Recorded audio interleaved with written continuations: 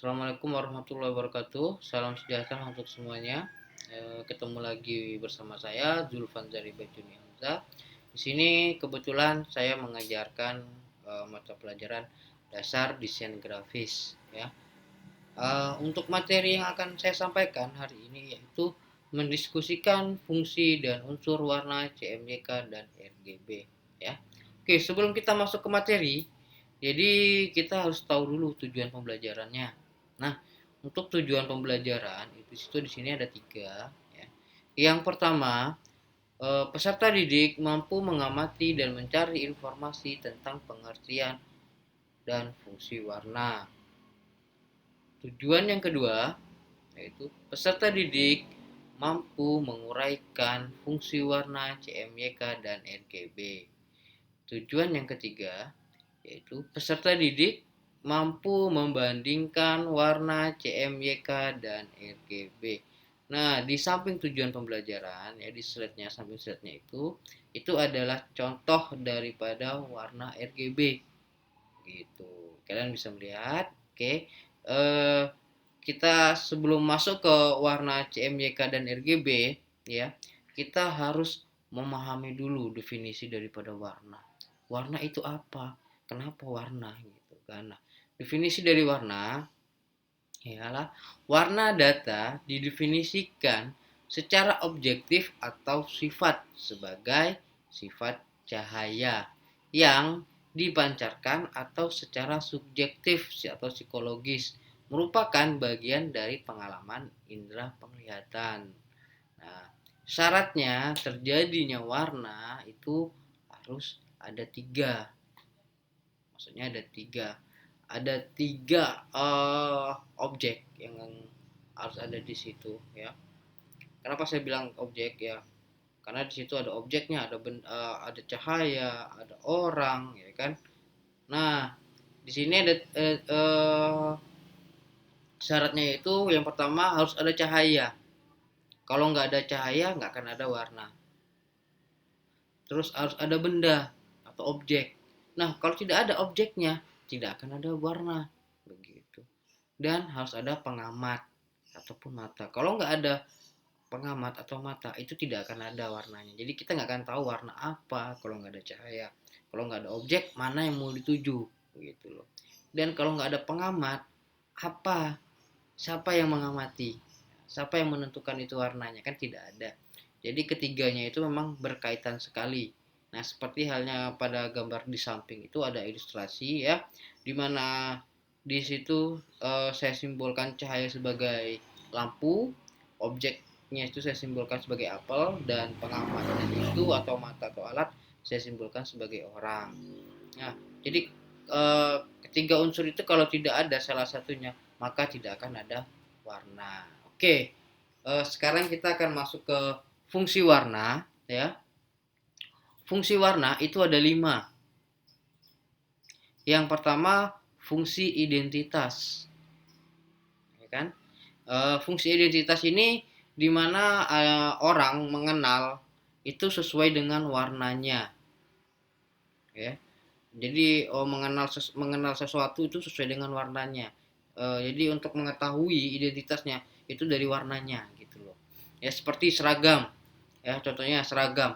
Seragam itu eh, antara seragam anak SD ya kan, identitas untuk anak SD, seragam anak SD dan seragam anak SMP itu sudah berbeda warnanya ya. Sudah berbeda warnanya. Jadi di sini ya eh, warna itu sebagai identitas. Nah, contoh yang kedua bendera. Nah, bendera itu bendera negara kita merah putih, nah kan identitas negara kita itu merah putih gitu loh. Jadi untuk negara yang lain dengan warna benderanya berbeda-beda, jadi identitasnya beda-beda. Nah, seperti itu ya contoh untuk identitas. Nah, yang kedua itu sebagai fungsi isyarat. Nah, fungsi isyarat ya, ini warna ini memberikan tanda-tanda atas sifat atau kondisi. Itu loh, memberikan tanda-tanda sifat atau kondisi. Seperti warna merah ya, itu memberikan isyaratnya marah ya. ya identik biasanya marah gitu kan, merah itu marah. Terus eh, lampu trafik jalan tahu? Nah, lampu trafik jalan ya, itu kan ada merah, kuning, hijau. Nah, itu ada isyaratnya gitu loh. Merah biasanya berhenti, kuning itu biasanya hati-hati, hijau itu biasanya jalan. Nah, ataupun bendera putih. Nah, bendera putih biasanya kebanyakan orang mengisyaratkan itu sebagai menyerah. Itu untuk fungsi isyarat. Oke, kita masuk ke fungsi yang ketiga, yaitu fungsi psikologi. Nah, di fungsi psikologi ini ya, psikologis manusia itu selalu berkaitan dengan segala sesuatu di sekitarnya, termasuk dengan warna ya. Menurut penelitian, warna ternyata bisa dikaitkan dengan kejiwaan manusia gitu. Orang yang memiliki ini contohnya ya, orang yang memiliki karakter introvert itu cenderung lebih senang dengan warna-warna yang cerah gitu. Itu contoh, salah satu contohnya ya. Dan oleh karena itu ya, warna itu bisa menggambarkan karakter seseorang dengan cepat dan tepat. Itu biasanya digunakan di dalam bidang psikologis ya. Nah, oke, fungsi yang ketiga yaitu fungsi alamiah ya. Nah, di fungsi alamiah ini ya, biasanya penggambaran sifat objek secara nyata itu sering kali menggunakan warna. Jadi kita kalau misalnya menggambarkan sesuatu objek itu kadang sering ada sangkut pautnya pakai warna gitu loh. Nah, misalnya nih ya, warna itu kan warna itu biasanya sudah sering benda yang pada warna yang ada yang warnanya seperti itu sering anda tanpa Anda sadari sudah terekam di dalam otak Anda, ya kan? Contohnya nih, misalnya ya, seperti warna biru. Nah, itu kalian pasti ingat warna biru itu kalau nggak langit, laut. Nah, seperti itu. Ataupun warna putih. Warna putih itu pasti kalian kalau selalu ingat kalau nggak kapas itu awan. Nah, seperti itu. Itu warna putih. Dan untuk warna hijau. Nah, warna hijau pasti kalian selalu ingat hijau itu pasti oh ya tumbuhan seperti itu. Oke, itu untuk fungsi alamiah. Nah, sekarang kita akan masuk ke fungsi estetika. Ya. Fungsi estetika itu sendiri ya, di mana warna itu sebagai unsur yang menonjol untuk mempercantik tampilan visual sehingga bisa menambah keindahan bagi yang melihatnya. Contohnya nih, kalian mungkin pernah lihat lukisan sketsa ya. Lukisan sketsa memang udah indah gitu, udah cantik gitu kan. Tapi ya, dengan ditambahnya campuran warna, sedikit warna ya kan, dengan ditambahnya warna pada lukisan sketsa itu akan lebih indah dilihatnya. Seperti itu untuk fungsi estetika. Oke, kita akan masuk ke sekarang kita akan masuk ke warna CMYK.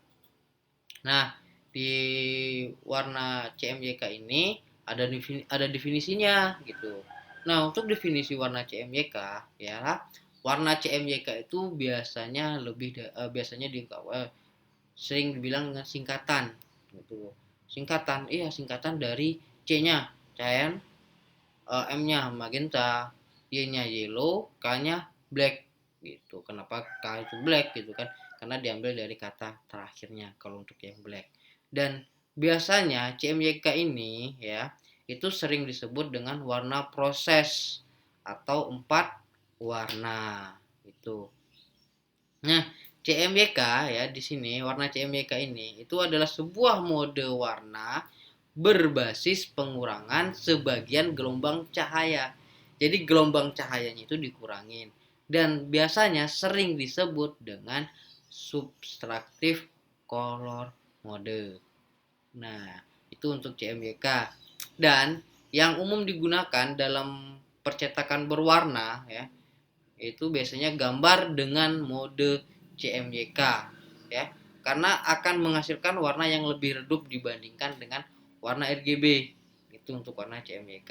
Jadi untuk memproduksi gambar ya sehingga dapat dicapai yang hasilnya relatif sempurna itu biasanya dibutuhkan sedikitnya 4 warna tinta, yaitu yang tadi 4 warna tinta yang CMYK itu cyan, can, magenta, yellow, dan black. Nah, ini untuk warna CMYK. Oke, kita akan masuk ke warna RGB. Nah, warna RGB ya, itu didefinisikan sama, itu sebenarnya singkatan juga apa? Singkatan dari apa gitu kan? Singkatan dari red, green, dan blue ya. Nah, untuk RGB itu sendiri itu adalah model warna pencahayaan atau additive color mode. Ya. Dan biasanya dipakai di input device dan output device. Nah, kalau untuk input device-nya itu contohnya seperti scanner. Nah, itu contoh untuk input device. Dan contoh untuk output device itu biasanya seperti display monitor. Nah, itu mereka memang memerlukan warna RGB gitu. Kenapa mereka memerlukan warna RGB? Karena dalam komponen mereka itu ya, itu ada di dalam perangkat mereka itu ada komponen pencahayaan. Jadi cahayanya dari dalam. Kalau tidak menggunakan RGB itu akan jelek hasilnya gitu, gelap gitu. Jadi perlu cahaya dari dalam. Beda dengan cetakan. Cetakan dia cahayanya dari luar, makanya dia tidak perlu RGB, cukup CMYK. Oke. Nah, warna ya yang dikerjakan pada piranti elektronik apabila ingin dicetak itu harus dikonvert dulu ke model warna CMYK agar warna hasil cetakannya dapat sama dengan warna pada monitor. Jadi makanya itu. Jadi dari monitor yang kalian desain ya kan, seperti baliho ataupun brosur yang kalian desain di komputer itu sebelum kalian cetak itu harus dikonvert dulu ke CMYK ya, biar sama warnanya. Kalau tidak dikonvert ya, nanti pada hasil cetakannya itu akan lebih terang ya, lebih terang, bisa dibilang terang itu silau gitu loh, atau warnanya putih gitu karena tidak ada warna daripada CMYK itu gitu. Nah, di sini ya, kalian kalau tahu apabila red, green, blue itu kalau dijadikan satu ya, dikombinasikan, nah itu akan tercipta warna putih, warna putih gitu. Nah, inilah mengapa RGB itu disebut dengan additive color atau bahasanya adalah warna pencahayaan. Oke, ini untuk warna RGB. Nah, sekarang kita akan masuk ke materi selanjutnya. Ya, slide selanjutnya. Di sini tentang perbedaan warna CMYK dan RGB. Nah, untuk perbedaannya itu ada 3. Ya. Yang pertama, ya, RGB itu digunakan untuk warna monitor, sedangkan CMYK digunakan untuk warna printer. Nah, itu perbedaan yang pertama. Jadi memang sudah beda di sini ya. Jadi jangan kalian gunakan warna CMYK pada monitor, jangan kalian gunakan warna CMYK pada RGB pada warna printer, jelas sudah beda gitu. Terus yang kedua ya, RGB itu digunakan untuk desain yang nantinya digunakan atau ditampilkan ke dalam media layar. Nah, RGB itu nantinya ditampilkannya di layar aja gitu. Sedangkan CMYK itu digunakan untuk desain yang nantinya hasilnya itu bentuknya media cetak. Jadi sudah beda ya. Yang RGB untuk di monitor, sedangkan CMYK untuk media cetak. Nah, sudah ada perbedaan gitu. Jadi antara layar monitor dan media cetak. Oke, syaratnya perbedaan yang ketiga ya. Nah, perbedaan yang ketiga, jika semua warna RGB dicampurkan ya, akan berubah menjadi warna terang atau warna putih. Nah, sedangkan untuk warna CMYK jika dicampurkan akan menghasilkan warna gelap, yaitu warna hitam. Nah, jadi sudah berbeda di sini. Makanya kenapa tadi saya bilang ketika kalian menggunakan RGB itu untuk monitor ya, itu karena ada komponen pencahayaan dari dalam. Sedangkan CMYK itu karena dia lebih gelap, dia harus pencahayaannya dari luar gitu loh. Jadi di sini perbedaannya di situ.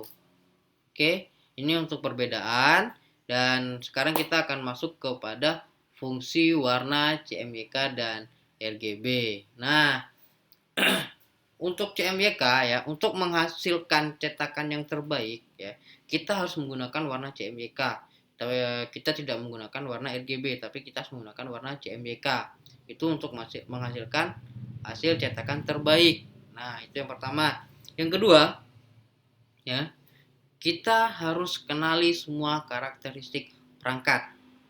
Contohnya, ya, scannernya kita harus macam-macam scanner ini kan ada merek-merek scanner kan berbeda-beda. Nah, kita harus mengenali, ya kan, scanner ini seperti apa, scanner merek ini seperti apa, kita harus kenali karakteristiknya. Nah, terus printer, sama printer juga beda-beda merek nih, antar Epson, Canon, itu kan beda tuh. Nah, di sini kita harus bisa memahami karakternya. Kalau kita nggak paham karakternya, kita juga nggak akan bisa pakai CMYK dengan baik. Nah, yang kedua monitor. Ya, monitor juga kita harus paham nih. Monitor ini, monitor merek ini, itu kan redudasi cahayanya beda-beda. Nah, kalau kalian tidak memahami, kalian tidak akan bisa menggunakan warna dengan baik gitu. Itu untuk CMYK. Dan yang fungsi untuk RGB ya. Nah, RGB itu biasanya digunakan untuk desain web dan desain grafis yang outputannya itu monitor gitu loh. Nah, apabila kalian di sini ya, kalau outputannya cetakan, kalian tidak cocok menggunakan RGB. Tapi kalau yang outputannya monitor, nah itu kalian harus gunakan RGB. Kenapa? Saya bilang, kenapa? Di awal saya sudah bilang mainkan. Kenapa kita harus gunakan RGB? Karena ya di monitor itu ada komponen pencahayaan dari dalam keluar gitu. Nah, dan ini yang keduanya ya, biasanya ya kalau kita mengerjakan itu untuk warna RGB ini untuk desain web ataupun desain grafis yang ke monitor itu kita harus mengerjakannya di dalam ruangan cahaya yang terkontrol ya, jangan kita menggunakan cahaya yang terpengaruh dari luar ya gitu ya.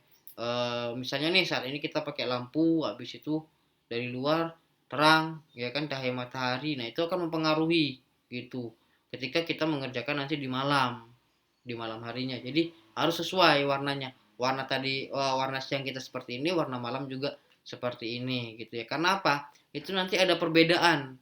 Ada perbedaan antara kalian mendesain pada siang hari dan pada malam hari. Itu bisa menghasilkan warna yang berbeda.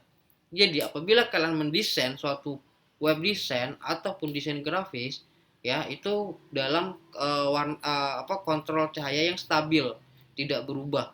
Jadi biar tidak ada perbedaan antara kalian mendesainnya di malam dan mendesainnya di uh, sore atau siang ya. Oke, itu untuk fungsi warna ya. Dan saya rasa materi hari ini cukup sampai di sini ya. Kurang dan lebih saya mohon maaf ya. Wabillahi taufiq walhidayah. Wassalamualaikum warahmatullahi wabarakatuh.